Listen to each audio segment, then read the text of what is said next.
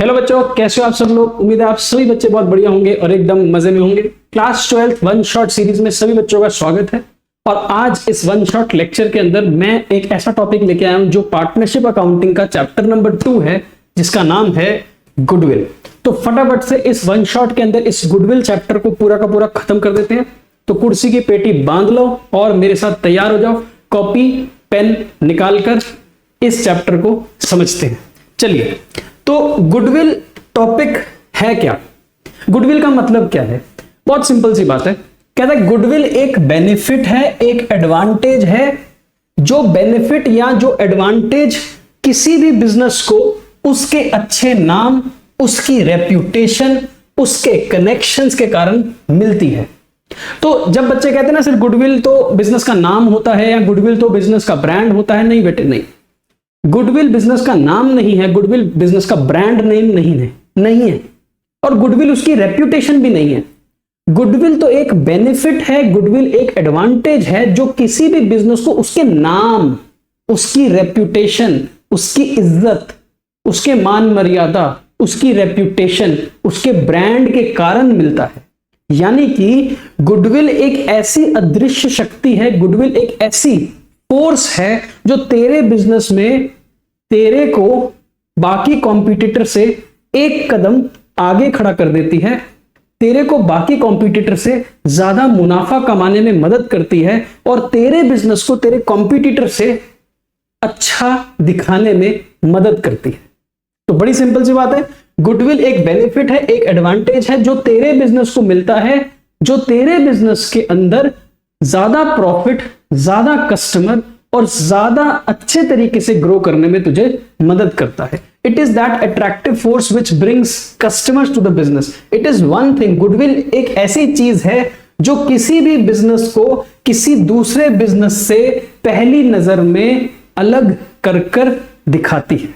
It is easy to identify your business, distinguish it with another business on the basis of your goodwill. तो goodwill एक अदृश्य शक्ति है, goodwill एक benefit है, गुडविल एक एडवांटेज है जो तेरे बिजनेस में है, जो तुझे मदद करेगी किसी और बिजनेस से आगे निकलने में, किसी और बिजनेस के मुकाबले ज्यादा मुनाफा, ज्यादा कस्टमर कमाने में।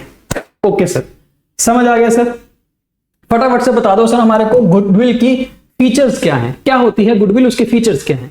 तो गुडविल एक इनटैंजिबल एसेट है। जैसे कि एसेट क्यों बोलते हैं इसको, एसेट क्या होता है, एसेट एक रिसोर्स होती है जो रिसोर्स तेरे कंट्रोल में है, तेरे द्वारा ओन्ड है, तेरे बिजनेस में उसको तू यूज करके इकोनॉमिक बेनिफिट्स कमाता है ना। So asset is a resource that is under the control of a business that helps to give you future economic benefits. वैसे ही गुडविल तेरे बिजनेस का एक एसेट है, क्योंकि ये भी तो तुझे ज्यादा प्रॉफिट, ज्यादा कस्टमर, ज्यादा ग्रो करने में मदद करेगा। तो गुडविल भी आपको एक इकोनॉमिक बेनिफिट देती है in the form of higher profits, higher sales.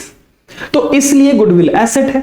और इंटेंजिबल क्यों है, क्योंकि ये नजर नहीं आती, दिखती थोड़ी है, पेन नजर आ रहा है, ये टीवी नजर आ रहा है, लेकिन गुडविल नजर थोड़ी आती है, ये तो फील करनी पड़ती है, ये फीलिंग है, ये महसूस करनी पड़ती है। Okay, goodwill can not exist in the absence of a business. That is, goodwill की एग्जिस्टेंस इसी कारण से होती है क्योंकि आपका बिजनेस एग्जिस्ट करता है।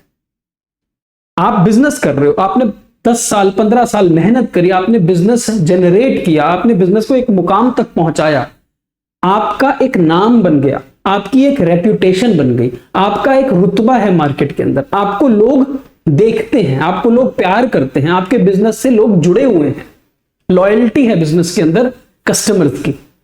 इन सभी के कारण ही तो गुडविल है, इन सभी से तो गुडविल बनती है। गुडविल है इस कारण से तेरा बिजनेस है, ऐसा नहीं बोल रहा, बिजनेस है उसी कारण से तेरी गुडविल है। So goodwill exist because of business, it can not exist in the absence of business. The value of goodwill depends upon the judgment of the valuer and it may differ under different assumptions. Goodwill की भी एक कीमत है, जैसे हर asset की एक कीमत होती है। लैंड की एक वैल्यू है, बिल्डिंग की एक वैल्यू है, स्टॉक की एक वैल्यू है है ना, हर एसेट की एक वैल्यू है। वैसे ही गुडविल भी एक एसेट है, इसी कारण से गुडविल की भी तो एक वैल्यू होगी। लेकिन गुडविल की वैल्यू को हमें कैलकुलेट करना पड़ता है और वो कैलकुलेशन अजम्पशन बेस्ड होती है, और क्योंकि हम अजम्पशन बदल सकते हैं इसीलिए गुडविल की वैल्यू बदल सकते हैं। सो गुडविल की वैल्यू एक डेरिवेटिव वैल्यू है। वो ऐसा नहीं है कि एक जमीन की कीमत की तरह है या बिल्डिंग की कीमत की तरह है या स्टॉक की वैल्यू की तरह गुडविल की वैल्यू है। नहीं नहीं, गुडविल की वैल्यू डिपेंड करती है वैल्यूअर की जजमेंट पर, यानी कि कौन उसको वैल्यू कर रहा है, वो क्या अजम्पशंस यूज कर रहा है, कौन सा मेथड अपना रहा है, उस पर गुडविल की वैल्यू निर्भर करती है। और क्योंकि ये मेथड बदल सकता है, वैल्यूअर की जजमेंट बदल सकती है, वो अपनी अजम्पशंस को कभी भी चेंज कर सकता है, इसीलिए गुडविल की वैल्यू बदल सकती है। ओके, गुडविल एक अट्रैक्टिव फोर्स है जो कस्टमर्स लेके आती है और इसी कारण से आपको हायर प्रॉफिटेबिलिटी देती है, ये मैंने आपको बता दिया है। और गुडविल एक एडवांटेज है जो बिजनेस के पास है बाकी कॉम्पिटिटर्स के मुकाबले। ऑलराइट, ऐसे कौन से फैक्टर्स हैं जो आपकी गुडविल को अफेक्ट करते हैं? आपकी गुडविल को अफेक्ट करने वाले कौन कौन से ऐसे फैक्टर हैं? सबसे पहला, एफिशिएंसी ऑफ द मैनेजमेंट। जितना ज्यादा एफिशिएंट होगी मैनेजमेंट, आप तो बिजनेस मैनेजमेंट पढ़ते हो, प्लानिंग, ऑर्गेनाइजिंग वगैरह वगैरह, है ना, तो जितना ज्यादा एफिशिएंटली मैनेजमेंट काम करती है उतना ज्यादा उसको प्रॉफिटेबिलिटी जनरेट करने में मदद करती है। और गुडविल की वैल्यू प्रॉफिटेबिलिटी के ऊपर ही डिपेंड करती है। तेरा बिजनेस कितना ज्यादा प्रॉफिट कमाता है, तेरे बिजनेस के अंदर कितने ज्यादा कस्टमर है, तेरा बिजनेस किस ग्रोथ पर चल रहा है, उसी पर गुडविल की वैल्यू निर्भर करती है। So if your management is efficient, it will help you in generating higher profits, and if you are generating higher profits, goodwill की value will be higher. Goodwill बहुत सारे और कारणों से भी जनरेट होती है, जैसे कि आपके पास ऐसा कोई ट्रेडमार्क है, कोई पेटेंट है, कोई डिजाइन है, कोई एक्सक्लूसिव राइट है, आपके पास कुछ ऐसा है जो आपके बिजनेस के कॉम्पिटिटर के पास नहीं है। इसी कारण तो आपके पास एडवांटेज है, इसी कारण से तो आपके पास एडवांटेज है। अब जैसे एक एग्जांपल देता हूं, आपको समझ आ, 2 मिनट में समझ आ जाए। एक एग्जांपल है, एक स्टूडेंट है जो कॉमर्स पढ़ रहा है और एक स्टूडेंट है जो नॉन कॉमर्स है, यानी कि मेडिकल या इंजीनियरिंग वाली साइंस की स्टडी कर रहा है। तो एक कॉमर्स का स्टूडेंट और एक नॉन कॉमर्स स्टूडेंट है, दोनों ही बच्चे पढ़ रहे हैं, दोनों ही बच्चे पूरी मेहनत से 11वीं 12वीं में पढ़ेंगे। लेकिन जो बच्चा कॉमर्स का है, अगर उसको आगे जाकर सीए करनी है तो उसके पास एडवांटेज होगी ना, उसके पास एडवांटेज होगी जो नॉन कॉमर्स वाले के पास नहीं होगी। क्यों नहीं होगी? क्योंकि नॉन कॉमर्स वाले ने तो अकाउंट्स पढ़ा ही नहीं, इकोनॉमिक्स पढ़ी ही नहीं है, बिजनेस स्टडीज पढ़ी ही नहीं है ना, आपने पढ़ी है। और क्योंकि आपने 2 साल इसके अंदर पूरी अध्ययन किया, पूरा मेहनत से, शिद्दत से पढ़ी है, तो सीए करने में आपको ज्यादा एडवांटेज है, जल्दी हो सकती है, अच्छे तरीके से कर सकते हो आप। मैं ये नहीं कह रहा कि ये बंदा नहीं कर सकता, नॉन कॉमर्स वाला भी कर सकता है, पर it is always an advantage for a commerce student, क्योंकि वो उसी की फील्ड को आगे बढ़ाने का काम। आ रही है मेरी बात समझ में?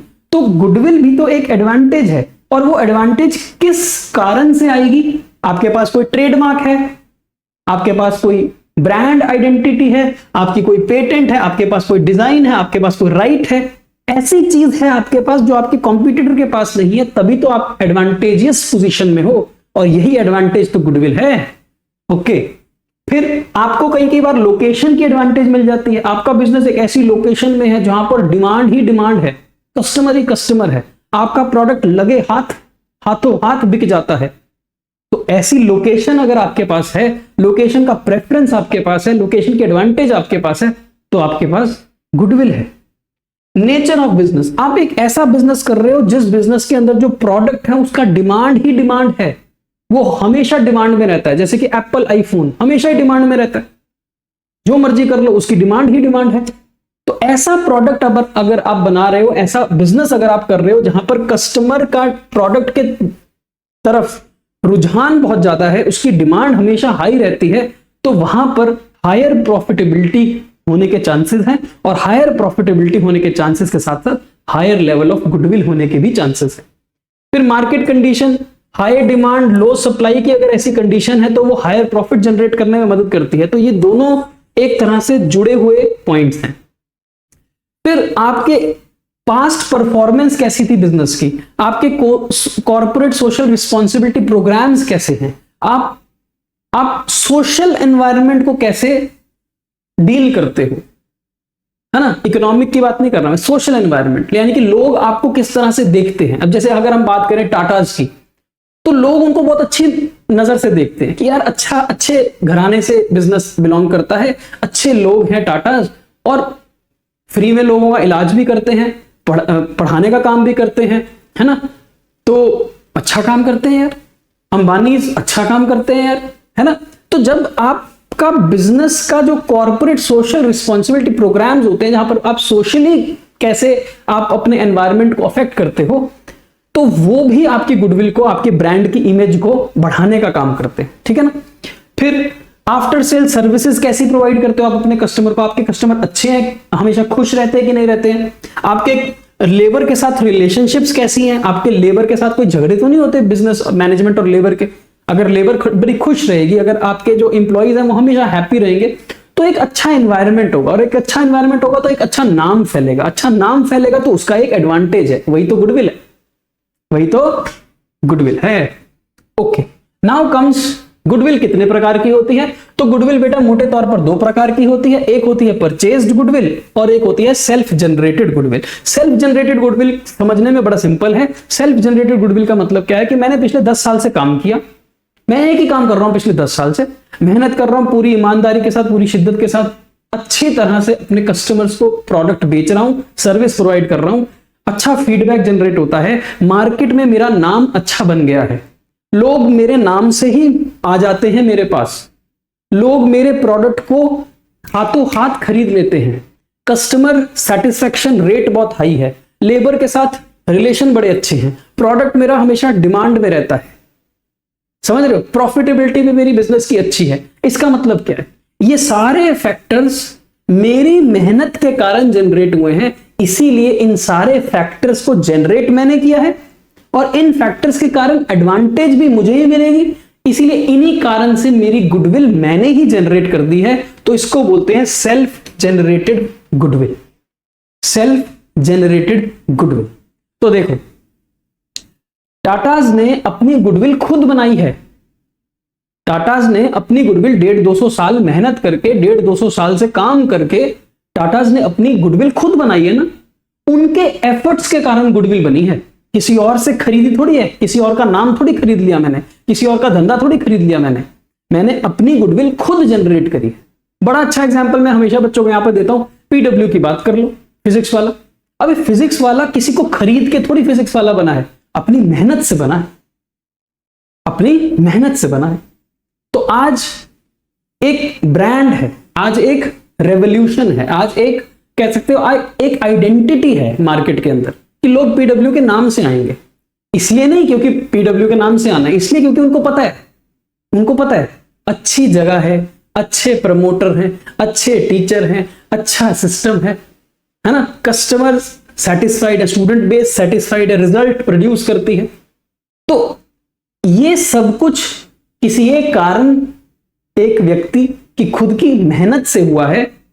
तो हम ये कह सकते हैं कि फिजिक्स वाला ने अपनी गुडविल खुद जनरेट करी है, अपनी मेहनत से जनरेट करी है, किसी से खरीदी नहीं है, अपने आप जनरेट करी। इसको बोलते हैं सेल्फ जनरेटेड, खुद की वजह से क्रिएटेड गुडविल, इसको बोलते हैं सेल्फ जनरेटेड गुडविल। फिर आता है परचेज्ड गुडविल। परचेज्ड गुडविल क्या होता है, किसी के चलते चलाए बिजनेस को अगर मैं खरीद लूं, किसी के चलते चलाए बिजनेस को अगर मैं खरीद लूं, तो उस बिजनेस की सारी एडवांटेज भी तो मेरी हो जाएगी, उसकी एडवांटेज भी तो मेरी हो जाएगी। एक एग्जांपल, अगर मान लो सैमसंग एप्पल को खरीद लेता है, अब एक छोटा मुंह बड़ी बात वाली बात है, पर फिर भी एग्जांपल तो एग्जांपल है भाई, कोई भी ले लो। मैं कह रहा हूं कि सैमसंग और एप्पल खुद कॉम्पिटिटर्स हैं, ठीक है। तो सैमसंग कहता है, एक दिन ऐसे सैमसंग उठा और कहता चलो आज मैं एप्पल को खरीद लूंगा, पूरी कंपनी खरीद लूंगा। तो अगर सैमसंग ने एप्पल को खरीद लिया तो सिर्फ एप्पल कंपनी थोड़ी आई उसके पास, एप्पल की जितनी भी एडवांटेज थी, एप्पल के पास जो कुछ भी ट्रेडमार्क था, एप्पल के पास जो कुछ भी कस्टमर लॉयल्टी थी, एप्पल के पास जो कुछ भी उसकी ब्रांड आइडेंटिटी थी, वो भी तो अब सैमसंग की हो गई। तो जब एक बिजनेस दूसरे बिजनेस को खरीदता है, जब एक बिजनेस दूसरे बिजनेस को एक्वायर करता है, जब एक बिजनेस दूसरे बिजनेस को परचेज कर लेता है, तो वो उसकी गुडविल भी परचेज कर लेता है, उसका नाम भी खरीद लेता है, उसकी मार्केट में रेप्यूटेशन भी खरीद लेता है, उसकी ब्रांड भी खरीद लेता है, उसके कस्टमर भी खरीद लेता है, उसके कनेक्शंस भी खरीद लेता है, उसके ट्रेडमार्क भी आ जाते हैं, उसकी सारी एडवांटेज अब सैमसंग में समा जाएगी। तो इसका मतलब सैमसंग के पास किसी और की गुडविल आ जाएगी। इसको बोलते हैं किसी और की गुडविल खरीदना, परचेज करना, परचेज्ड गुडविल। इसको खरीदने के लिए ऑब्वियसली पैसे देने पड़ेंगे, खरीदने के लिए पैसे देने पड़ेंगे। तो purchased goodwill is acquired, purchase goodwill is acquired, ये खरीदी जाती है। खरीदने के लिए कुछ एक्स्ट्रा पैसा देना पड़ता है, एक्स्ट्रा पैसा देना पड़ता है। तो जो एक्स्ट्रा पैसा आप देते हो गुडविल को खरीदने के लिए, उसको बोलते हैं परचेज गुडविल की कंसिडरेशन। ठीक है। सेल्फ जनरेटेड के केस में आपने किसी को पैसा थोड़ी दिया, ये तो आपकी मेहनत की कमाई है, ये तो आपकी मेहनत से जनरेटेड गुडविल है, इसकी कोई वैल्यू नहीं है। जब तक इसको बेचोगे नहीं तब तक इसकी कोई वैल्यू नहीं है, समझे? ओके। अब आते हैं सर, गुडविल की वैल्यू करने के मेथड कितने सारे हैं बेटे आपके सिलेबस में? ये 5 मेथड है। Average profit method, weighted average profit method, super profit method, capitalisation of average, capitalisation of super profit method. ये 5 मेथड आपके सिलेबस में है और इन 5 मेथड को फटाफट से समझ लेंगे। कुछ नहीं है इसके अंदर। क्या है इसके अंदर? कुछ नहीं है। आओ एक एक करके सारे मेथड समझते हैं। पहला आता है average profit method. Average profit method, जो एवरेज प्रॉफिट मेथड है उस मेथड के अंदर हम जो गुडविल है उसकी वैल्यू निकालते हैं average profit multiplied by number of years purchase. यानी कि हमारे पास कुछ साल दिए होंगे, जैसे कि मान लो ये 4 साल हैं, इन 4 सालों के हमारे को प्रॉफिट्स दिए होंगे। तो हम क्या करेंगे, सबसे पहले इन प्रॉफिट्स की एवरेज निकालेंगे और फिर उन एवरेज को हम किसी एक नंबर से मल्टीप्लाई कर देंगे। इसको बोलते हैं average profit multiplied by N. Average profit multiplied by N. तो एवरेज प्रॉफिट निकालना, उसको एक नंबर दिया होगा, उस नंबर से मल्टीप्लाई करना है, वो आपकी गुडविल की वैल्यू आ जाएगी। सर एग्जाम्पल के तौर पर करवाऊं ना एक क्वेश्चन, तो देखो कहता है गुडविल की वैल्यू निकालनी है। क्या बोल रहा है? गुडविल की वैल्यू निकालनी है 3 year purchase of 4 years average. तो कहता है पहले पिछले 4 सालों की एवरेज निकाल और फिर उसको एक नंबर 3 से मल्टीप्लाई कर दे, तो गुडविल की वैल्यू आ जाएगी। तो हमारे पास 4 साल दे रखे हैं। पहला साल 2020, फिर 2021, 2022, 2023। 2020 का आपको प्रॉफिट दिया हुआ है, वो लिख लो 12,000। 21 का है 18,000, 22 में है 16,000 और 23 में है 14,000। अब हमें क्या करना है, इसकी एवरेज निकालनी है। तो हम क्या करेंगे, इन सभी को प्लस कर देंगे। तो प्लस करो, इन सभी को प्लस करोगे तो कितना आ जाएगा, 60,000। फिर हम एवरेज निकालेंगे। Average profit is equal to 60,000 divided by 1, 2, 3, 4। तो एवरेज आ जाएगी 15,000। अब ये जो एवरेज आई है वो इस फॉर्मूले में डाल देंगे, तो हमारे पास गुडविल की वैल्यू आ जाएगी। एवरेज यानी कि 15,000, इसको मल्टीप्लाइड करने था 3 के साथ, तो हमारी गुडविल की वैल्यू आ गई 45,000। इजी, क्लियर है? बड़ा सिंपल सा काम है। एवरेज निकालनी है, 3-4 सालों की एवरेज मल्टीप्लाइड बाय एक number, 3 year purchase, 2 year purchase, 4 year purchase, 5 year purchase. इसका मतलब होता है एक नंबर। तो 3 ईयर परचेज का मतलब है 3। ठीक है। अच्छा, एक क्वेश्चन और करके देखते हैं, फिर अगले मेथड पर चलेंगे। XY are partners in the ratio of 3:2. They admit Z, and for the purpose of this, the goodwill is to be valued at, क्या कह रहा है, goodwill is to be valued at 2 year purchase, यानी कि 2 times average of past 3 years। तो पिछले 3 सालों के आपको एवरेज करने हैं और फिर उसको एक नंबर 2 से मल्टीप्लाई करना है, तो आपके पास गुडविल की वैल्यू आ जाएगी। ओके, अब इस क्वेश्चन में एक नई चीज सीखने को मिलेगी, तो करते हैं इसको सॉल्व। सबसे पहले लिखो ईयर, कौन से साल दिए हैं आपको, 21, 22, 23, तो 2021, 2022, 2023। फिर आपको दिए हैं प्रॉफिट्स, कितने प्रॉफिट दिए हैं, 50,000, 20,000 का लॉस और 70,000। 50,000, 20,000 का लॉस, जो लॉस है उसको माइनस में लिख दो, और फिर है 70,000। अब ना ये प्रॉफिट सही नहीं है, कई बार क्या होता है क्वेश्चन के अंदर जो प्रॉफिट दिए होते हैं वो प्रॉफिट सही प्रॉफिट नहीं होते, यानी कि वो करेक्ट प्रॉफिट नहीं है, वो गलत प्रॉफिट है। आपको सिर्फ कौन से प्रॉफिट लेने हैं, जो आपके बिजनेस ने कमाया है, बिजनेस के प्रॉफिट्स, यानी कि कोई अगर एबनॉर्मल आइटम है उसके अंदर, तो उस एबनॉर्मल आइटम की आपको एडजस्टमेंट कर देनी है, एबनॉर्मल आइटम को फिल्टर करके बाहर निकाल देना है। कैसे करेंगे, सवाल में पढ़ लेते हैं। कहता है एडजस्टमेंट कर देना कुछ, तो हमने लिखा एडजस्टमेंट। क्या एडजस्टमेंट लिखी है, देखो सबसे पहले कहता है 2021 साल में आपका प्रॉफिट था 50,000, लेकिन it includes profit on sale of asset. आपने एसेट बेचा था, मान लो आपने बिल्डिंग बेच दी थी, मशीनरी बेच दी थी, और वो बिल्डिंग मशीनरी बेचकर आपको 5,000 का प्रॉफिट हुआ था। ये प्रॉफिट नॉर्मल बिजनेस एक्टिविटी का तो प्रॉफिट है नहीं भाई, मैं रोज रोज थोड़ी अपना एसेट बेच दूंगा, बिल्डिंग बेच दो, लैंड बेच दो, फर्नीचर बेच दो, मशीनरी बेच, ऐसा थोड़ी होता है। मेरे नॉर्मल बिजनेस एक्टिविटी का मुझे प्रॉफिट चाहिए, तो इसका मतलब ये जो 5,000 का प्रॉफिट है, ये प्रॉफिट इसके अंदर इंक्लूडेड है, पर होना नहीं चाहिए था, क्योंकि अगर मैंने ये एसेट नहीं बेचा होता तो मुझे ये प्रॉफिट नहीं होता, प्रॉफिट नहीं होता तो मेरा ये जो प्रॉफिट है ये कम होता। तो मुझे क्या करना पड़ेगा, माइनस सेल ऑफ एसेट। ये अगर मैंने एसेट नहीं बेचा होता तो मुझे 5,000 का प्रॉफिट नहीं हुआ होता, और अगर मुझे 5,000 का प्रॉफिट नहीं हुआ होता तो मेरा एक्चुअल प्रॉफिट 45,000 होता, इसलिए मैंने माइनस कर दिया। ओके, नेक्स्ट ईयर में मुझे लॉस हुआ है 20,000 का। ये लॉस इसलिए हुआ है क्योंकि आग लग गई थी और उसमें 30,000 का सामान सड़ गया था। अगर ये आग नहीं लगी होती, अगर ये लॉस बाय फायर नहीं हुआ होता, तो मेरे को 30,000 का नुकसान नहीं होता, और अगर 30,000 का नुकसान नहीं होता तो मेरा प्रॉफिट ज्यादा होता। तो क्या करना पड़ेगा, एड बैक, प्लस अगर ये 30,000 नहीं मेरा लॉस हुआ होता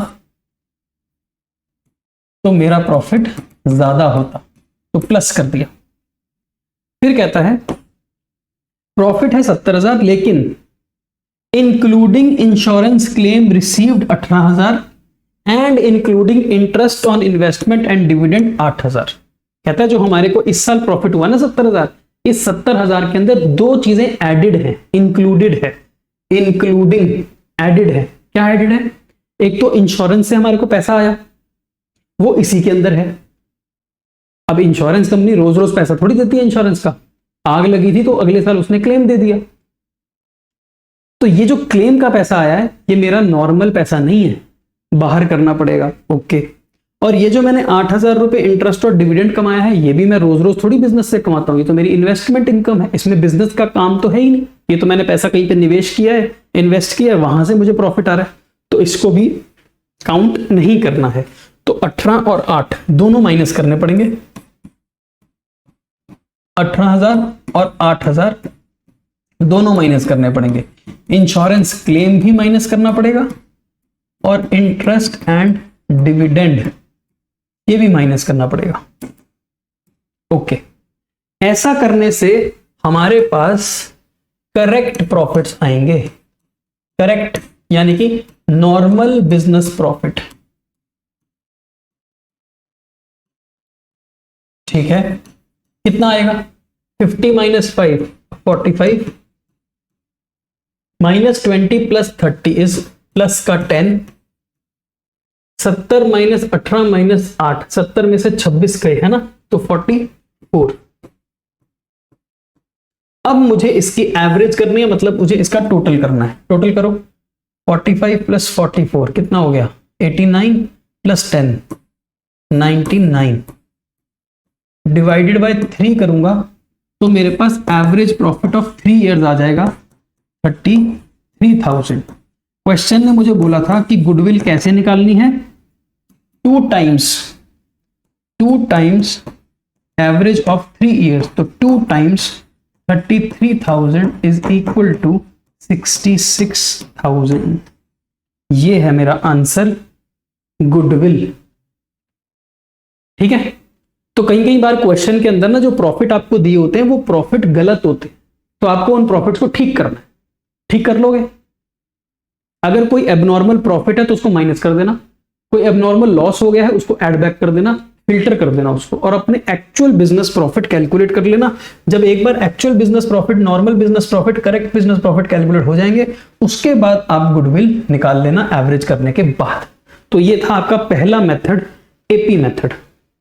इसके बाद आते हैं दूसरे मेथड पर, वेटेड एवरेज प्रॉफिट मेथड।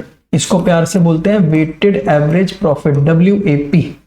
काम वही है, इसमें भी सेम फॉर्मूला है, goodwill is equal to WAP into number of year purchase, बस एवरेज की जगह WAP वेटेड एवरेज करना है, काम सेम है।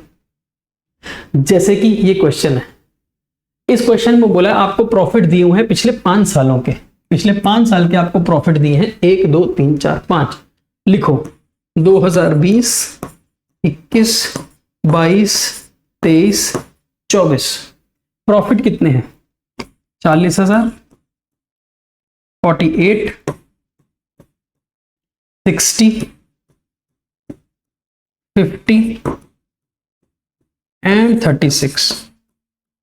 अब आपको वेट यूज करना है, वेट। ये क्या दिए थे? प्रॉफिट्स। अब आपको वेट यूज करना है, वेट। तो वेट यूज करो। क्या बोला उसने कि for the purpose of calculation of goodwill आपको वेट यूज करना है 1 2 3 4 5 ऑर्डर में। तो इसका वेट है 1 2 3 4 5। ठीक है, अब वेटेड प्रॉफिट निकाल लो। वेटेड प्रॉफिट वो कैसे निकलेगा? इन दोनों को, प्रॉफिट और वेट को आपस में मल्टीप्लाई करके। ठीक है, 40 into 1 is 40, 48 into 2 is 96, 60 into 3 is 180, 54 2 lakhs and 36 into 5 is 180। अब इस वेटेड प्रॉफिट को टोटल करो, टोटल समेशन कितना आएगा बताओ? 40,000 plus 96,000 plus 1,80,000 plus 2 lakh plus 1,80,000, ये टोटल आ जाएगा 6,96,000। अब निकलेगी weighted average profit is equal to 6,96,000 divided by sum of weights, इन सब का टोटल 15। इसको डिवाइड करोगे, डिवाइडेड बाय 15, तो आपके पास आ जाएगा 46,400 वेटेड एवरेज प्रॉफिट। क्वेश्चन में बोला goodwill is 3 year purchase of weighted average profit, 3 year purchase weighted average profit. तो इसका मतलब मेरा वेटेड एवरेज प्रॉफिट कितना आया? 46,400। इसको मुझे 3 से मल्टीप्लाई करना है, तो मेरे पास गुडविल की वैल्यू आ जाएगी 139,200। ये हमारा वेटेड एवरेज प्रॉफिट से गुडविल की वैल्यू निकल आई। इजी है? क्लियर? ओके, अब और आगे चलते हैं। एक क्वेश्चन है हमारे पास, उसको भी वेटेड एवरेज मेथड से ही करना है, वेटेड एवरेज प्रॉफिट मेथड से ही करना है। कहता है गुडविल की वैल्यू निकालो 3 year purchase weighted average profit of last 4 years. तो गुडविल कैसे निकालनी है? 3 times weighted average profit of last 4 years. तो आपको 4 साल दिए हुए हैं, 2020, 21, 22 और 23। तो लिख दो ईयर्स 2020, 21, 22, 23। अब आपको प्रॉफिट्स दिए होंगे, लिखो 20,200 पहले प्रॉफिट दिए ना वो लिखो, 24,800, उसके बाद 20,000 30,000 20,000 30,000। लेकिन ये प्रॉफिट्स ठीक नहीं है, हमारे को इन प्रॉफिट्स की एडजस्टमेंट करनी पड़ेगी।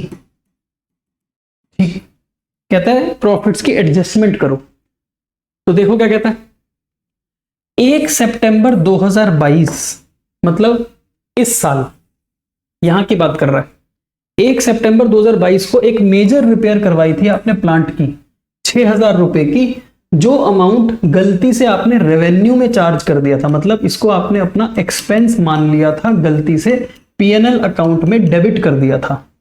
लेकिन अब इसी वैल्यू को आप कैपिटलाइज करना चाहते हो गुडविल कैलकुलेट करने के लिए। मतलब वो ये कह रहा है कि ये जो आपने 6,000 रुपए खर्च किए थे ना, ये प्लांट की मेजर ओवरहॉलिंग हुई थी, इसको कैपिटलाइज करना चाहिए था, यानी कि प्लांट में डेबिट करना चाहिए था, गलती से आपने कहां डेबिट कर दिया इसको, एक्सपेंस में। तो अब इसको ठीक करो। तो अगर मैंने इसको एक्सपेंस ट्रीट किया है तो मेरा प्रॉफिट कम हो गया। अब मुझे इसको एक्सपेंस नहीं मानना, मुझे एड बैक करना पड़ेगा। तो मैं क्या करूंगा, प्लस 6,000, ये जो रिपेयर है ये रिपेयर को मैं एड बैक करूंगा, प्लांट में डेबिट करूंगा।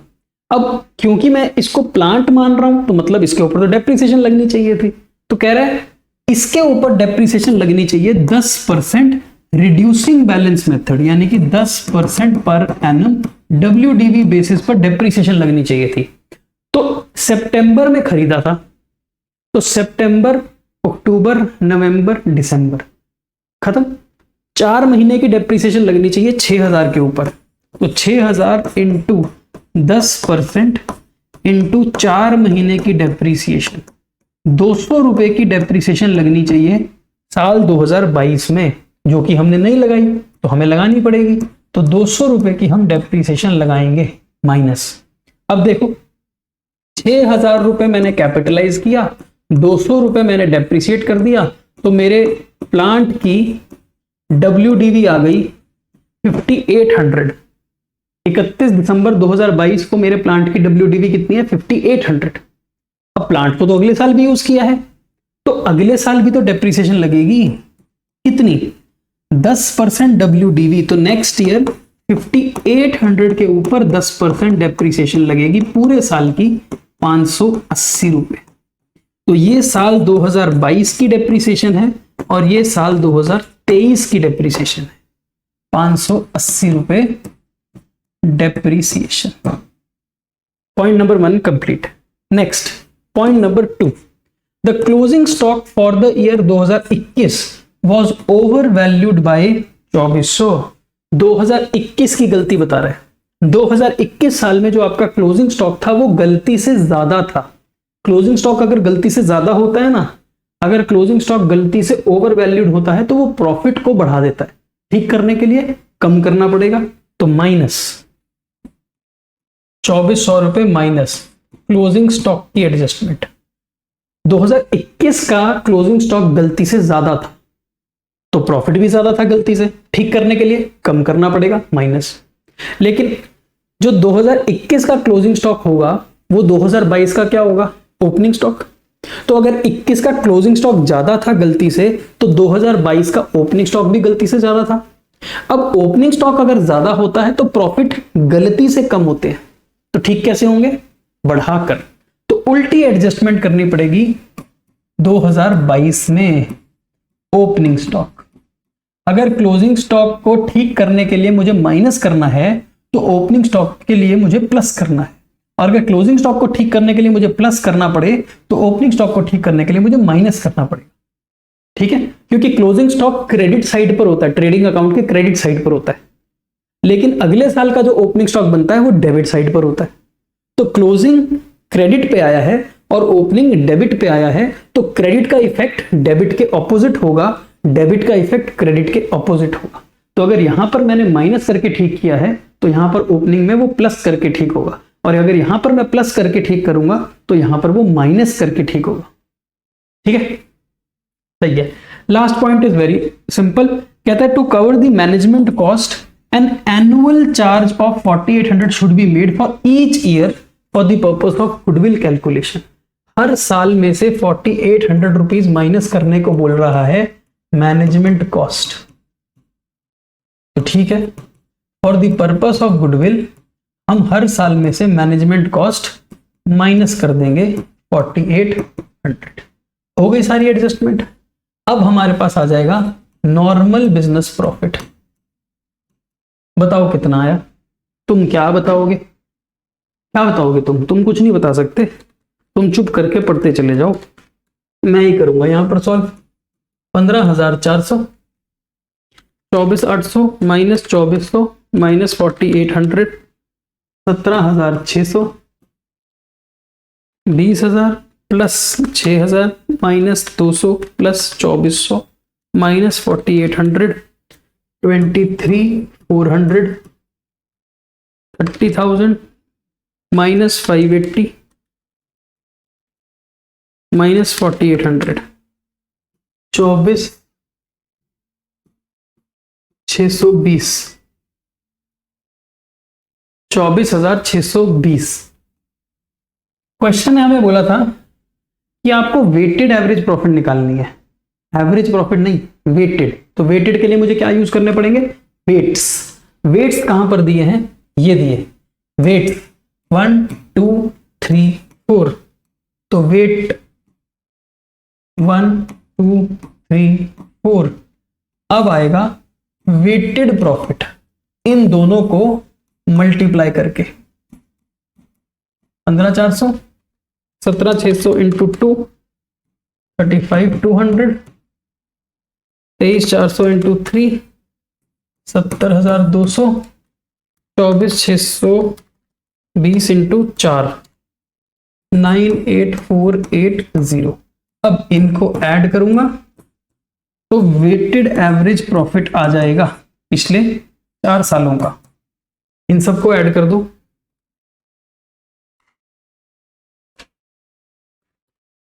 219,280। इनका टोटल करोगे 10, तो 219,280 डिवाइडेड बाय 10 21928। क्वेश्चन ने कहा था goodwill is weighted average profit of 4 years multiplied by 3 multiplied by 3। तो 21928 इंटू 3 गुडविल आ जाएगी 65,784 65,784। ठीक है, 2 मेथड हमारे कंप्लीट हो गए हैं प्रॉपर विद कैलकुलेशंस। आपको ये 2 मेथड समझ आ गए होंगे। चलो आगे बढ़ते हैं। नेक्स्ट मेथड बड़ा सिंपल है, super profit method. Formula is very same, exactly same. Average profit method AP into N, weighted average profit WAP into N. Super profit method super profit into N. ये हमारी goodwill है। Super profit का भी एक formula होता है, super profit is equal to average minus normal. Super profit is average minus normal. अब यहां पर समझो एक चीज, यहां पर एक चीज समझो।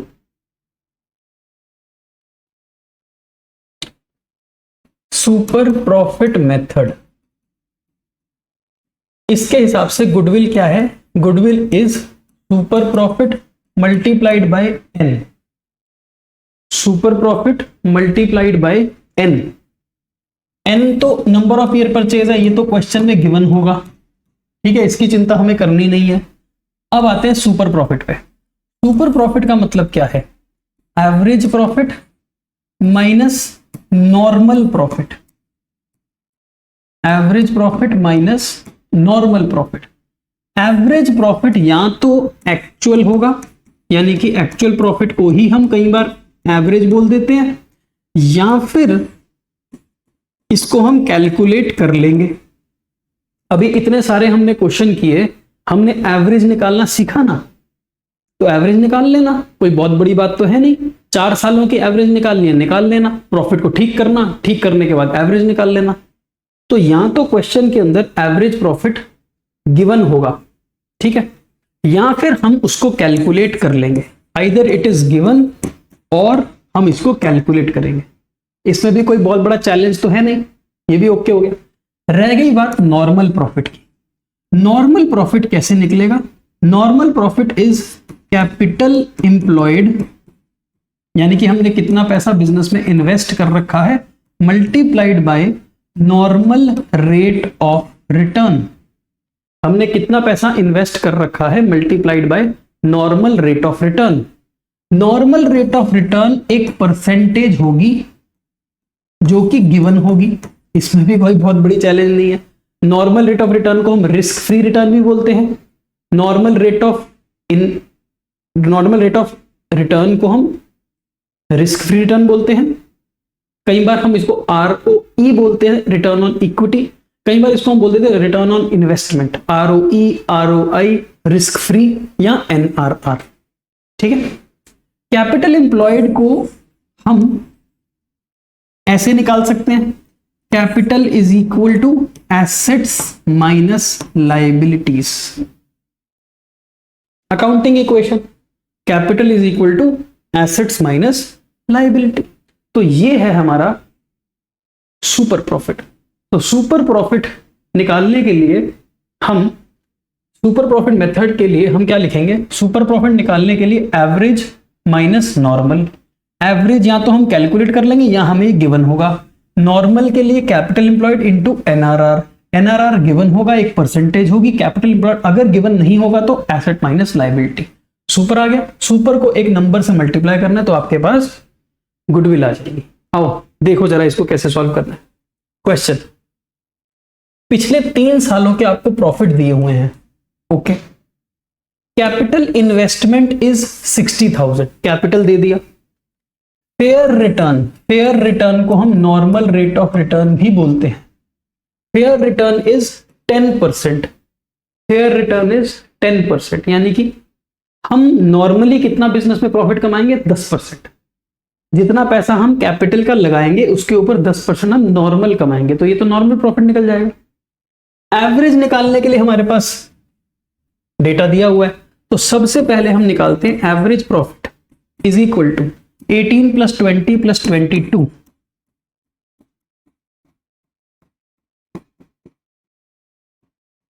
डिवाइडेड बाय 3, ये आ जाएगा 20,000। तो ये आ गया जी एवरेज प्रॉफिट, ओके। अब निकालो normal profit. Normal profit is equal to capital multiplied by NRR। Capital कितना है? 60,000। NRR कितना है? 10%। तो नॉर्मल प्रॉफिट कितना आ गया? 6,000। अब आगे सुपर प्रॉफिट पर। Super profit is equal to average minus normal. Average कितना? 20,000। नॉर्मल कितना? 6,000। तो 20 - 6, सुपर कितना आ गया? 14,000। क्वेश्चन ने बोला goodwill is equal to super profit multiplied by, calculate the value of goodwill on the basis of 3 times super profit. 3 times super profit, तो 14,000 multiplied by 3, goodwill आ गई 42,000। खत्म। क्या है ये? Super profit method, easy. अच्छा आगे बढ़े, ये लो एक और क्वेश्चन करके देख लेते हैं सुपर प्रॉफिट का। A business earned average profit of 8 lakh rupees. Business ने कितना कमाया? Average profit 8 lakh. तो एवरेज प्रॉफिट है 8 लाख, ठीक है, given. The normal rate of return is 10%, NRR। The value of asset and liabilities, assets हैं 22 लाख के, लाइबिलिटीज हैं 560 की। तो एसेट माइनस लाइबिलिटी होता है कैपिटल, तो 22 माइनस 5.6 कैपिटल कितना आ जाएगा? कैपिटल कितना आ जाएगा? कितना होता है यार? 22 में से 5.6 माइनस करेंगे तो अरे यार कैलकुलेशन ही नहीं आती। 16,40,000। तो कैपिटल कितना आ गया? 16,40,000। तो अब निकालेंगे हम normal profit, capital multiplied by NRR। 16,40,000 multiplied by 10%, 164,000 normal average. Then super is average minus normal, 8 lakhs minus 164, तो ये आ गया हमारा जी 636 सुपर प्रॉफिट। गुडविल कैसे निकालनी है? 2.5 टाइम्स सुपर, 2.5 टाइम्स सुपर, तो 636,000 इंटू 2.5, बोलो 15,90,000। 3 मेथड कंप्लीट हो गए, average, weighted average and super. आगे बढ़ो, अगला आता है capitalisation of super profit. Capitalisation of super profit, 4 steps, सीधा आंसर आएगा 4 स्टेप्स। सबसे पहले एवरेज प्रॉफिट निकाल लेना, सबसे पहले एवरेज प्रॉफिट, फिर निकालना normal profit, average normal, average और नॉर्मल माइनस करके आपके पास सुपर आ जाएगा। उसके बाद कैपिटलाइजेशन का फॉर्मूला सीधा गुडविल, गुडविल इज जो सुपर आया divided by NRR into 100। 4 steps, सीधा आंसर। देखो एक क्वेश्चन करते हैं, सीधा आंसर आ जाएगा। सबसे पहले स्टेप क्या था? एवरेज प्रॉफिट गिवन है, नहीं गिवन होता तो कैलकुलेट कर लेते। 1,50,000, एसेट्स 14 लाख, लाइबिलिटीज 4 लाख, तो इसका मतलब कैपिटल कितना आ गया? 10 lakh. Okay, same type of business के अंदर नॉर्मल रेट ऑफ रिटर्न कितना है? 10%। तो अब हमारे पास आ जाएगा normal profit, capital into NRR, 10 lakh का 10%, 1 लाख। ठीक है, पहले हमने निकाला एवरेज, फिर नॉर्मल, अब निकालेंगे super. AP minus NP, 15 minus 10, sorry 1.5 lakh minus 1 lakh, 1.5 lakh minus 1 lakh, तो सुपर आ गया 50,000। सुपर प्रॉफिट कितना आ गया? 50,000। Step number 4 is your answer. Goodwill is super divided by NRR into 100। Super कितना आया? 50,000 डिवाइडेड बाय NRR कितना है? 10% मल्टीप्लाइड बाय 100, 5 लाख। 5 लाख रुपए आपकी गुडविल की वैल्यू है। 4 steps, average, normal, super, capitalisation का फॉर्मूला, सीधा आंसर आता है यार, सीधा। ओके, लास्ट मेथड है हमारे पास कैपिटलाइजेशन ऑफ एवरेज प्रॉफिट। इसमें भी step, capitalisation of average profit में भी स्टेप्स हैं। स्टेप कितने हैं? 4। पहला एवरेज प्रॉफिट निकाल लेना, ओके। सेकंड फॉर्मूला यूज करना कैपिटलाइजेशन का, AP divided by NRR into 100। इससे तुम्हारे पास आएगा एस्टिमेटेड कैपिटल या फिर capitalised value of business, capitalised value of business, मतलब कि तेरे बिजनेस में कितना पैसा इन्वेस्ट तुझे करना चाहिए था, एस्टिमेटेड तेरा पैसा बिजनेस में कितना लगा होना चाहिए था। Step number 3, actual capital employed कितना है?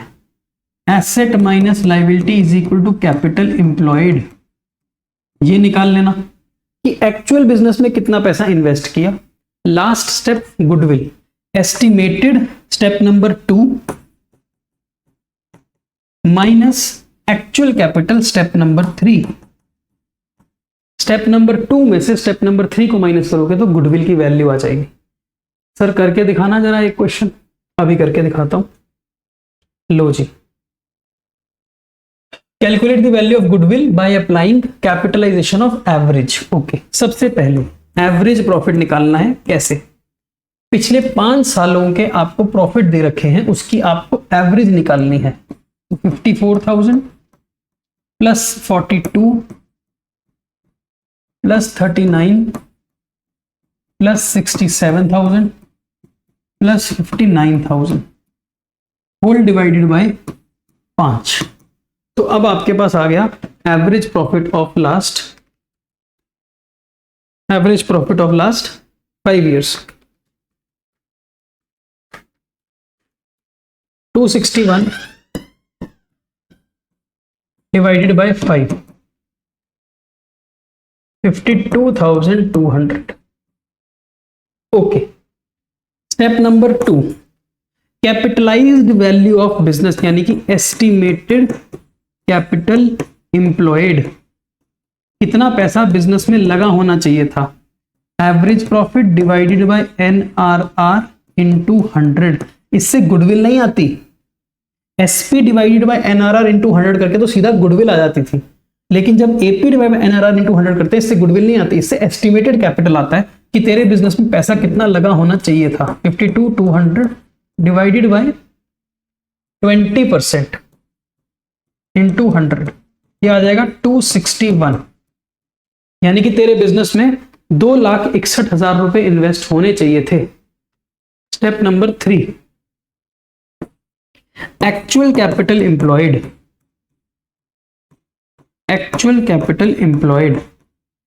कैपिटल एम्प्लॉयड होता है नेट एसेट्स, यानी कि एसेट माइनस लायबिलिटी को ही कैपिटल बोलते हैं, एसेट माइनस लायबिलिटी को ही नेट एसेट बोलते हैं।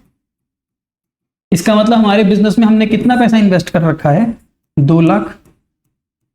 Step number 4 and last, goodwill is equal to estimated minus actual. Estimated capital minus actual capital. Estimated कितना है? 261। एक्चुअल कितना है? 2 लाख। तो 261 minus 2 lakh is equal to 61,000। यही तो गुडविल है। खत्म। तो दोनों मेथड में 4 ही स्टेप हैं, average, normal, super. Super divided by NRR into 100 सीधा गुडविल, सीधा। लेकिन जब हम यहां की बात करते हैं तो यहां हम निकालते हैं AP divided by NRR into 100 estimated के बाद एक्चुअल तूने बिजनेस में कितना पैसा इन्वेस्ट कर रखा है? Actual capital, net asset, asset minus liability. फिर आती है goodwill, step number 2 minus step number 3 goodwill. अगर स्टेप नंबर 2 छोटा होगा और स्टेप नंबर 3 ज्यादा होगा, मान लो स्टेप नंबर 2 है 2 लाख, स्टेप नंबर 3 है 3 लाख, तो कुछ नहीं आएगा, फिर गुडविल नहीं है। Step number 2 minus step number 3 positive होगा तो ही गुडविल है, नेगेटिव में कोई गुडविल नहीं है। इसका मतलब बड़ा सिंपल है, तुझे 2,61,000 बिजनेस में लगाने चाहिए थे और तूने 2 लाख रुपए लगाए हैं, तभी तो गुडविल है। कम पैसों से काम कर पा रहा है, क्यों कर पा रहा है? क्योंकि गुडविल तेरी मदद कर रही है। अगर मैं उल्टा कर दूं, पैसे लगाए 2,60,000, लगाने चाहिए थे 2 लाख, फिर तो शर्म की बात है। फिर काहे की गुडविल? फिर तो शर्म की बात है। ज्यादा पैसे लगाकर काम कर रहा है, कम पैसे लगाकर काम करोगे तभी तो गुडविल है। ओके सर, चलो मेरी तरफ से ये टॉपिक कंप्लीट हो गया है। 1 शॉट के अंदर आपको मैंने 1 घंटे के अंदर लगभग मैंने 1 घंटे से कम टाइम में आपको गुडविल का पूरा कॉन्सेप्ट रिवाइज करवा दिया। क्वेश्चन और भी बहुत सारे हैं, नोट्स में भी दिए हुए हैं आप सभी बच्चों को, और आप अपनी भी किसी किताब से प्रैक्टिस कर सकते हो। Formulas all covered, goodwill concept all covered, questions हर फॉर्मूले के साथ मैंने आपको करवा दिए हैं प्रैक्टिस के लिए। सिर्फ अब आपको और ढेरों क्वेश्चन अपने एंड पर करने हैं और ये चैप्टर आपका बिल्कुल तैयार है। तो मेरी तरफ से इतना ही है। तो अगले वन शॉट के अंदर फिर से आप सभी से मुलाकात होगी एक नए चैप्टर के साथ। हम इसी वन शॉट सीरीज में अच्छे तरीके से अपनी रिवीजन जारी रखेंगे। Till then take care and bye.